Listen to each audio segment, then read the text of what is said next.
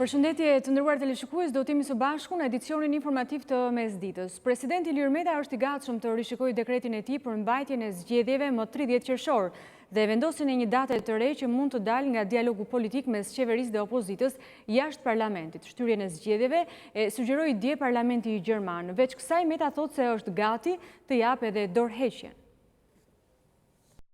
Presidenti Ilir Meta deklaroi këtë të premte se është gati të rishikojë dekretin e zgjedhjeve për t'i shtyrë ato sipas sugjerimit të deputetëve gjerman. Meta shkruan se duke shfrytzuar mundësinë që jep kushtetuta, do rishikojë datën e zgjedhjeve për ta caktuar atë në një datë tjetër, në përputhje me vullnetin e shprehur të palëve. Presidenti në mesazhin e tij shkruan se garantimi i rendit kushtetues, sigurisë publike, stabilitetit të vendit dhe i zgjedhjeve demokratike të lira dhe të ndershme janë parime kushtetuese që mbizotrojnë mbi çdo aspekt tjetër formal përfshirë këtu shikimin e datës së zgjedhjeve. Kreu i shtetit u bën thirrje edhe një herë palëve të ndalojnë retorikat si reflektim i sinqert ndaj apelit parlamentit gjerman. Presidenti kërkon që të ndalojnë hartimet publike justifikuese dhe të angazhohen me sinqeritet dhe përgjegjësi për gjetjen e një zgjidhje sa më të shpejtë dhe të qëndrueshme. Përveç datës së zgjedhjeve që mund të ndryshojë, presidenti është i gatshëm që të lëshojë edhe postin e tij në krye të shtetit, nëse palët e gjykojnë edhe këtë element si të rëndësishëm për një zgjidhje gjithëpërfshirëse, që do t'u jepte qytetarëve shqiptar të drejtën për të zgjedhur edhe presidentin me votën e tyre të lirë. Askush nuk duhet ketë frikë nga vota e lirë e qytetarëve shqiptar, që qëndron në themel të bashkëtesës demokratike, pa garantimin e së cilës nuk mund t'i çelim as negociatat për antarësimin në Bashkimin Evropian, përfundon mesazhi i presidentit. Por ndërkohë, OSBE-u ka nisur fazën para përgatitore të vëzhgimit të tyre. Misioni OSBE-u për vëzhgimin e zgjedhjeve do të jetë në partneritet me një delegacion nga Kongresi i Autoriteteve Vendore dhe Rajonale të Këshillit të Evropës. Ndërkohë, drejtuesja e misionit të OSBE-u për vëzhgimin e zgjedhjeve është zgjedhur britanikja, ambasadorja Audrey Glover, e cila që prej vitit 2006 ka drejtuar disa misione vëzhgimi zgjedhjesh në Shqipëri. Ambasadorja Audrey Glover këto momente është duke dhënë një konferencë për shtyp e ndjekëm së bashku. And we've enjoyed good cooperation with all the electoral stakeholders in the past and look forward to doing so again in this upcoming election. Kemi pasur kënaqësinë të kemi bashkëpunim të mirë me të gjithë aktorët në këtë fushë në të kaluarën dhe shpresojmë të kemi po të njëjtin bashkëpunim të mirë në javët në vijim. We have already been received by the MFA and the CEC. Ne tashmë kemi pasur takime, jemi pritur nga Ministria e Punëve të Jashtme dhe nga Komisioni Qendror i Zgjedhjeve. And I would like to extend my thanks to them for their cooperation so far. Dhe do të t'i falenderoja ata për bashkëpunimin që kemi pasur deri tani. Those of us in the core team are based in Tirana and we consist of experts from 10 OEC participating states. Antarët e misionit OSBE-u në Tiranë, të ekipit bërtham, si me thënë, janë 10 dhe ata vinë nga shtetet pjesëmarrëse të OSBE-s. We have a legal expert, an election expert, political analyst and a media analyst. Pra kemi ekspert ligjor, kemi ekspert për zgjedhjet, analist politik, analist të medias, a national minority expert, an LTO coordinator, operation experts, a procurement expert, a security expert, and last but not least, my deputy. Kemi ekspert për pakicat kombëtare, kemi një koordinator për vëzhguesit afatgjatë të zgjedhjeve, kemi një ekspert për anën operacionale, një ekspert për prokurimet, ekspert për sigurinë, i fundit, por jo nga rëndësia, kemi edhe zëvendës shefin e misionit. And we'll shortly be joined by 18 long-term observers who, having been briefed in Tirana, will be sent around the country to observe the whole electoral process in pairs. Së shpejti, ne do të kemi edhe 18 vëzhgues afatgjatë, të cilët tashmë kanë marrë një lloj prezantimi informues për zgjedhjet këtu në Tiranë, dhe ata do dërgohen në grupe dyshe për të vëzhguar procesin në gjithë vendin. And just before the election, we hope to be joined by 250 short-term observers. Direkt para zgjedhjeve, ne shpresojmë gjithashtu të kemi edhe 250 vëzhgues afatshkurtër. And if there are any embassy representatives here, I would just like to urge them to ask their capitals to make sure that they send us some short-term observers, and the final date for actually applying to be a short-term observer is in about 10 days' time. Nëse kemi ndonjë përfaqësues këtu nga ambasadat, do doja t'i inkurajoja ta shikojnë pak me prioritet, sepse afati i fundit për aplikimin e vëzhguesve afatshkurtër të zgjedhjeve është 10 ditë nga sot. And these short-term observers will be observing the polling, the counting and the tabulation on election day. Vëzhguesit afatshkurtër të zgjedhjeve do të vëzhgojnë qendrat e votimit në ditën e zgjedhjeve, si dhe procesin më pas të numërimit dhe të daljes së rezultateve. For election day, we are going to be joined by a delegation from the Council of Europe Congress of Local and Regional Authorities. Për ditën e zgjedhjeve, me ne do të jetë edhe një delegacion nga Kongresi i Këshillit të Evropës për autoritetet lokale dhe rajonale. We have arrived here without any preconceived ideas or any fixed agendas. Ne kemi ardhur këtu pa ndonjë ide të paracaktuar, të paravendosur apo agjendë të fiksuar. And we're here to observe the election against the OSCE election commitments, which is set out in the Copenhagen document of 1990. Ne jemi këtu për të vëzhguar zgjedhjet, duke I krahasuar ato me angazhimet zgjedhore të OSBE-s, të cilat janë të parashkruar në dokumentin e Kopenhagenit të vitit 1990.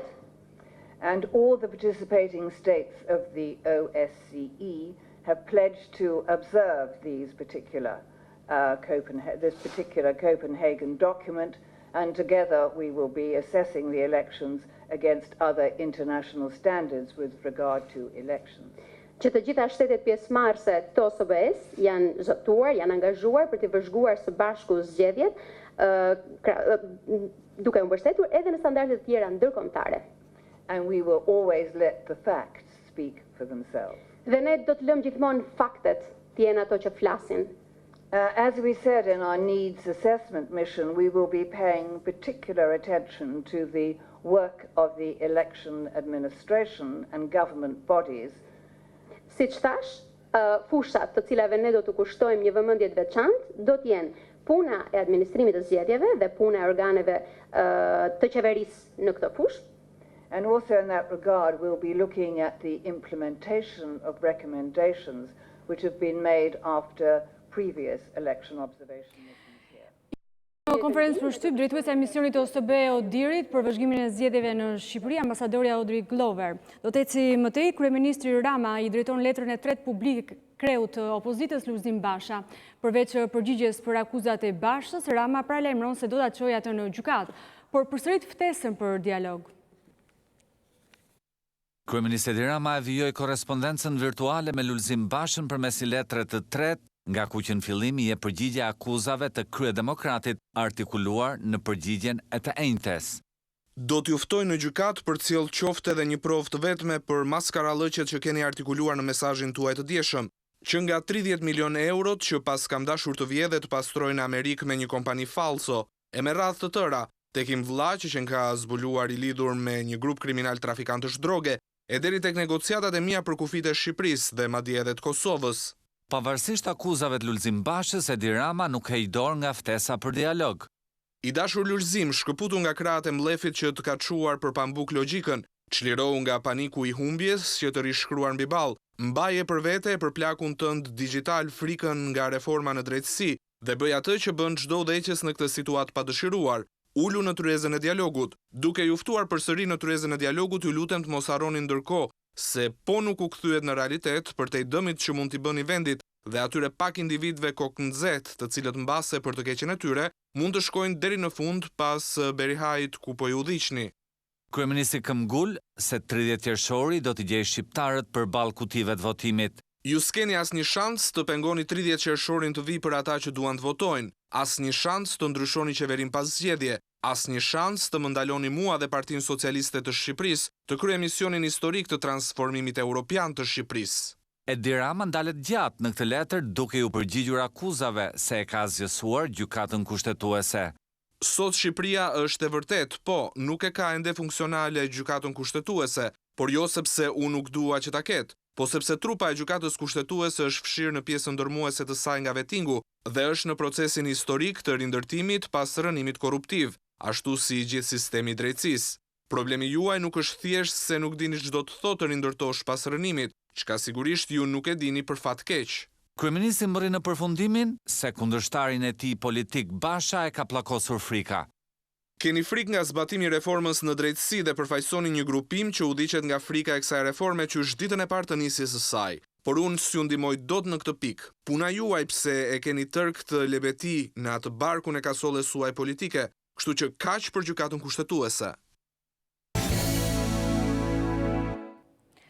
Në samitin botëror të transporteve, Shqipëria po prezantohet me 2 projekte të rëndësishme për tranzitin e mallrave dhe daljen në det. OECD po organizon në Leipzig të Gjermanisë samitin botëror të transportit për projekte rajonale. Nga Shqipëria merr pjesë inxhinier Xhevair Gjeqari, i cili prezanton 2 projekte. Njëri lidhet me tranzitimin e mallrave në Afrikë nga Oqeani Atlantik në atë Indian, dhe tjetri që ka vlerë për vendin tonë parashikon vënien në punë me kapacitet të plotë të korridorit 8 përmes ndërtimit të porteve të mëdha. Inxhinier Gjeqari shpjegon se Shqipëria ka një pozicion gjeografik të rradh. Përveç rrugë tranzite, ajo ka 2 brigje natyrore me thellësi të madhe, gjirin e Florës dhe ranën e hedhur në Lezhë, që do të fishonin sasinë e mallrave që kalojnë përmes Shqipërisë. Kalimi i madh në Shqipëri do siguron dhe 1/3 ose 1/4 të ardhur në buxhetin e shtetit. Kemi një bregdet i cili është i aftë që tani janë 30 milion ton mall që duan të kalojnë nga Shqipëria, nuk kalojnë, i bjen vërdall. Bregu i Florës sipas Gjetqarit është një burim natyror që mund të kthehet në portin më të madh të Europës. Investimi do të ishte gradual me rritjen e sasisë së mallrave të përpunuar. Porti i Vlorës është port të bëhet në perspektivë. Porti më i madh i Europës krahasohet me Rotterdamin, me Hamburgafen e tjera. Gjeqari thotë se impakti mjedisor ekziston, por portet në Vlorë dhe tek rana e hedhur në Lezhë mund të ndërtohen larg zonës turistike. Nga ana tjetër, lufta për tranzitimin e mallrave është gjeopolitike dhe në këtë pikë Shqipëria duhet të përpiqet për të vënë në punë korridorin 8. Ka dhe një luftë gjeopolitike ose gjeoekonomike e shtete fqinj që nuk duan të ndërtojnë portet në Shqipëri. Kjo është sepse cënojnë interesat e vendeve tjera. Nuk ka korridor 8 pa portë në Shqipëri. Në parkun arkeologjik të Orikumit shkojnë shumë turistë të huaj të interesuar për historinë e qytetit antik të Orikut. I shtrirë pranë bazës së Pashalimanit për të rënojat mund të shkojë kushdo, duke treguar më parë një dokument identifikimit e postbloku ushtarak.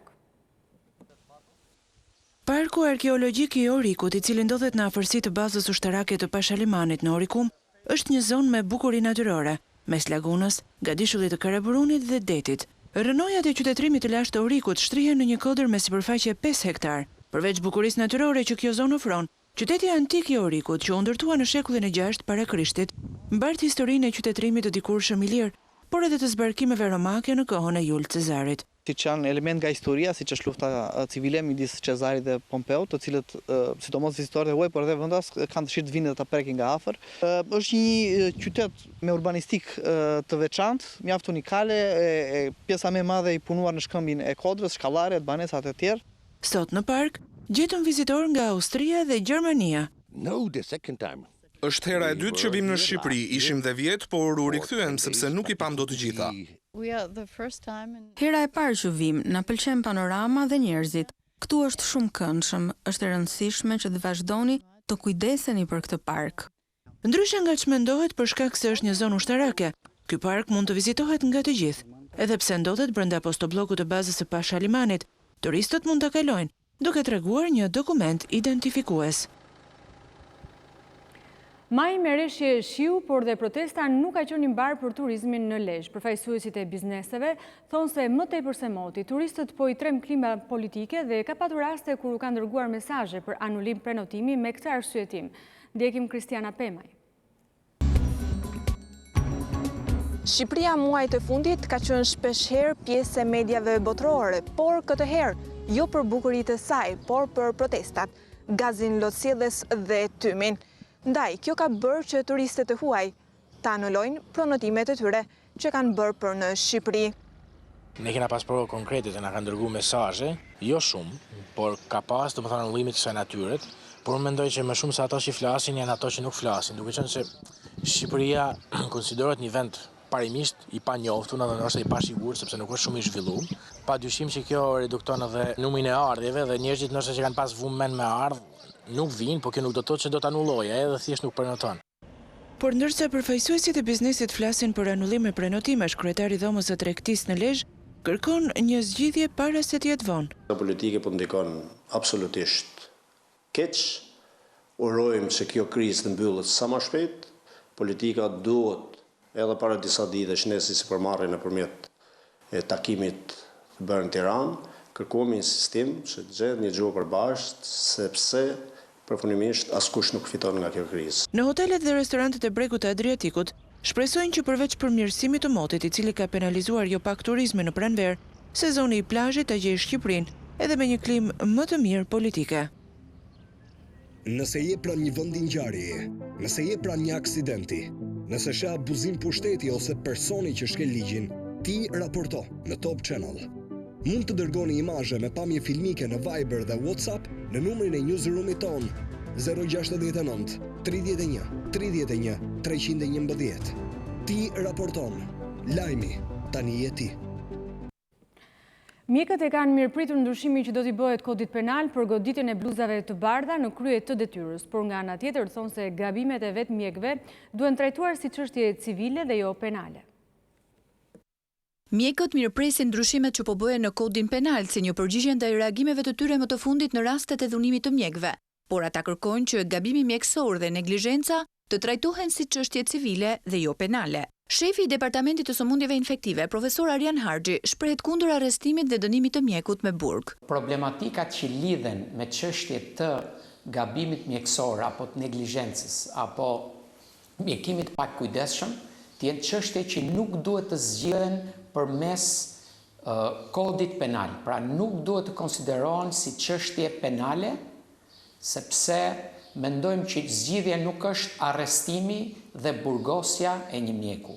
Mjekësia është një shkencë e vështirë, e veçantë, e cila bart në vetvete dhe problematika që mundet ndonjëherë të kenë rezultante jo të mirë, por zgjidhjet nuk janë përmes arrestimit apo burgosjes së mjekut. Harxhi shprehet se kur mjeku kryen një krim, sigurisht që duhet të përballet me dënimin, duke u referuar modeleve të vendeve të zhvilluara.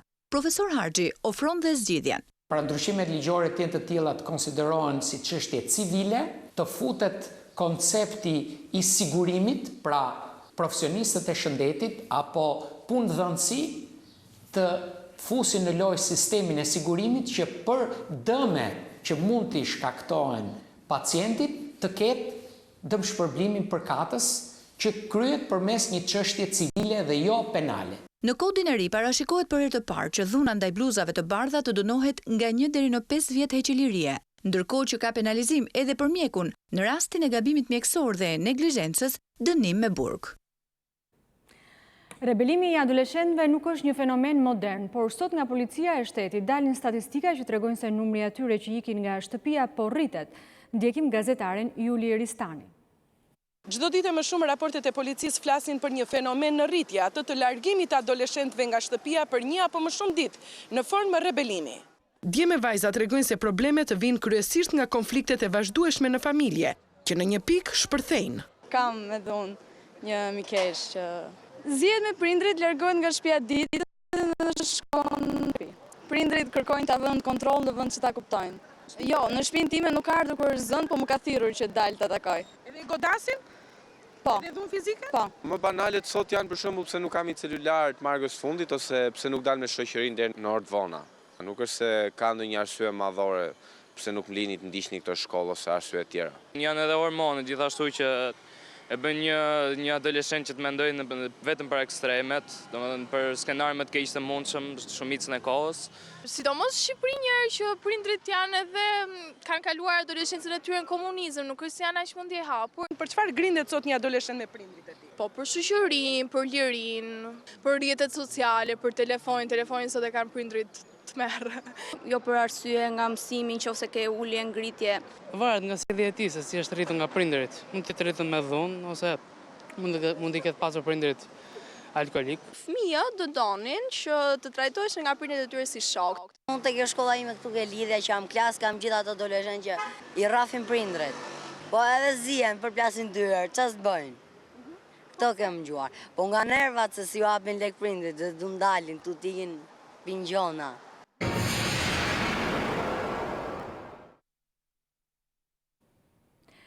Në 110 vende të botës, miliona student protestojnë sot kundër ndryshimeve klimatike. Greva, siç e quajnë ata, nisi në Australi dhe Zelandën e Re. Nxënësit e shkollave në Australi dhe Zelandën e Re kanë dalë në grevë duke shënuar fillimin e një dite globale protestash për ndryshimet e klimës. Organizatorët presin që më shumë se 1 milion të rinj të marrin pjesë në protesta në 110 vende të ndryshme të botës. Protestat i kërkojnë politikanëve dhe bizneseve të ndërhyjnë për të luftuar ndryshimet e klimës. Grevet janë frymzuar nga nxënësja Greta Thunberg, që protestonte jashtë parlamentit suedez në 2018.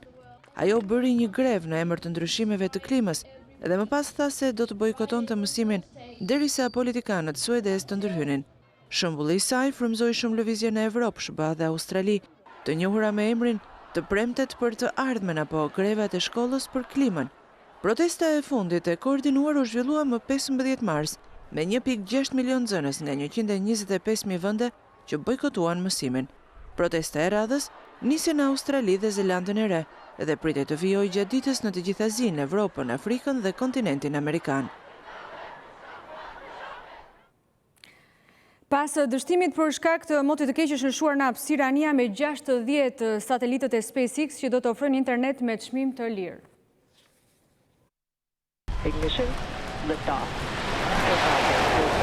Një anija hapësinore Falcon 9 e kompanisë SpaceX u nis nga Cape Canaveral në Florida mbrëmjen e të njëjtës, e ngarkuar me 60 satelit që do t'i japin përdoruesve në tokë lidhje të shpejtësisë së lartë në internet. Kompania sipërmarrësit Elon Musk synon që të lancojë deri në 12.000 anije për rrjetin e saj Starlink. SpaceX është vetëm një prej disa kompanive komerciale që ka leje për të krijuar mega konstelacione interneti. Edhe Amazon ka ambicje t'i bashkohet këtij tregu dhe po punon për një projekt me 3200 satelit, të njohur si projekti Kuiper. Të gjitha konceptet parashikojnë mjete fluturuese në orbitën e poshtme të tokës, në 2000 kilometra mbi planetin. Kjo do të minimizonte vonesat apo ngecjet në lidhjet e internetit. Dislokimi i satelitëve Starlink përfundoi me sukses pas vetëm një ore fluturim, njoftoi SpaceX, që është treguar shumë rezervuar për projektin e saj shumë miliona dollarësh. Çdo satelit i hedhur në orbit peshon 227 kg dhe ka antena të shumë fishta, si dhe një panel të vetëm diellor. Platformat janë të pajisura me shtytës elektrik, një sistem që dëbon atomet e ngarkuara elektrikisht të kriptonit për të siguruar shtytjen. Ky motor nevojitet për të ngritur Starlink nga lartësia e rënjes 440 km në lartësinë e tij operacionale 550 km. Sistemi i shtytjes do të veprojë edhe për të ruajtur pozicionin e duhur të satelitit në qiell e për të ulur atë në tokë në fundin e jetës së tij. Pas dështimit të planit për të dalë në kohë nga Bashkimi Evropian, kryeministrja britanike Theresa May njoftoi se do të japë dorëheqjen me datën 7 qershor. Për të mësuar më shumë se çfarë po ndodh në fakt me ekzekutivin britanik, do të lidhemi tani me korrespondentin tonë në Londër, Arben Manaj. Përshëndetje Arben, çfarë po ndodh pra aktualisht atje? Përshëndetje Monika, pas 3 vjetësh në postin e kryeministrës, atë Theresa May pëson të njëjtin fat të shumë kryeministrave britanik konservator për çështjet e Europës, siç tha dhe ju me datë 7 qershor ajo nuk do të jetë më në krye të ekzekutivit britanik, do të hapet gara për gjetjen e udhëheqësit të ri të konservatorit, i cili automatikisht do të jetë kryeministri i ardhshëm i vendit, dhe sipas sondazheve në krye të kësaj gare për momentin duket Boris Johnson, ish ministri i jashtëm britanik, i cili ka më shumë gjasa të fitojë. Ky zhvillim bën që e ardhmja e procesit të Brexit të rifillojë sërish nga para, pasi do të kujtojmë që Theresa May ishte një politikane e cila ishte për lidhje më të ngushta me Bashkimin Evropian, ndërkohë që Boris Johnson dhe shumë nga 12 kandidatët e mundshëm që do të konkurrojnë për postin e kryetarit të partisë dhe kryeministrit, me gjasa janë që shumica e tyre të jenë për një Brexit më të fortë. Dhe siç thash, ky zhvillim e bën mjaft interesant negociatat e ardhshme të Britanisë së Madhe me Bashkimin Evropian, ndërkohë që unë nuk do të përjashtoj mundësinë edhe të zhvillimit të zgjedhjeve të reja të përgjithshme, të cilat nisur dhe nga mesazhe që po vinë dhe nga udhëheqësi i opozitës, duke se Britania e Madhe do të ketë shumë shpejt zgjedhje të reja të përgjithshme. Ky zhvillim po ashtu ndoshta vën në dyshim edhe vizitën e ardhshme të presidentit amerikan Donald Trump në Britaninë e Madhe, që do të priten zhvillime të mëtejshme. Të zhvillime nga Londra, të falenderoj Arben Manaj, ishte Arben Manaj, drejt për së drejti nga Londra.